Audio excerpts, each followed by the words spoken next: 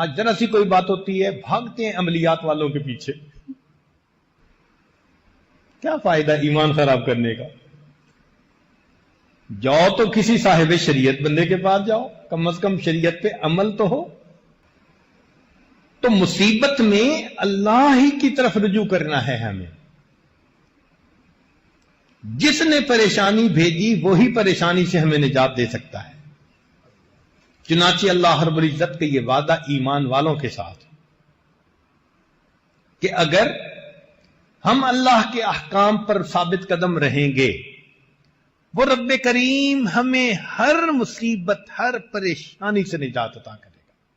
حضرت یونس علیہ السلام نے اپنی قوم کو تعلیم دی، تبلیغ کی، قوم نہ مانی، حتیٰ کہ انہوں نے یہ فیل کیا کہ یہ ماننے والے لوگ نہیں.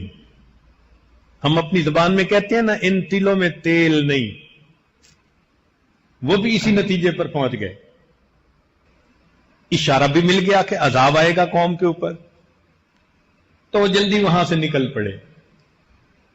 اللہ کی شان، ایک بڑی مچھلی نے اپنے پیٹ میں لے لیا. اب پیٹ کے اندر ہیں، کہیں نکل نہیں سکتے.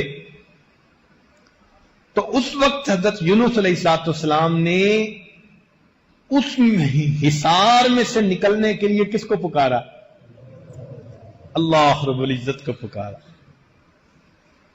اللہ تعالیٰ ارشاد فرماتے ہیں وَظَنُّونِ إِذْ ذَهَبَ مُغَاضِبًا وَظَنَّ أَن لَّن نَّقْدِرَ عَلَيْهِ فَنَادَىٰ فِي الظُّلُمَاتِ.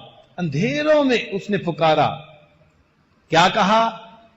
اللہ الہ الا انت سبحانک انی کنت من الظالمین. اے اللہ، تیرے سوا کوئی معبود نہیں، تو پاک ہے، میں خطا کار.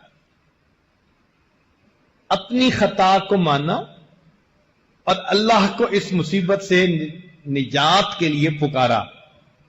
اللہ تعالیٰ ارشاد فرماتے ہیں فَاسْتَجَبْنَا لَهُ وَنَجَّيْنَاهُ مِنَ الْغَمِّ. ہم نے اس کی اس پکار کو قبول کر لیا اور اس کو غم سے نجات عطا فرمائی. وَكَذَلِكَ نُنْجِي الْمُؤْمِنِينَ. ہم ایمان والوں کو ایسے ہی نجات عطا فرمائے.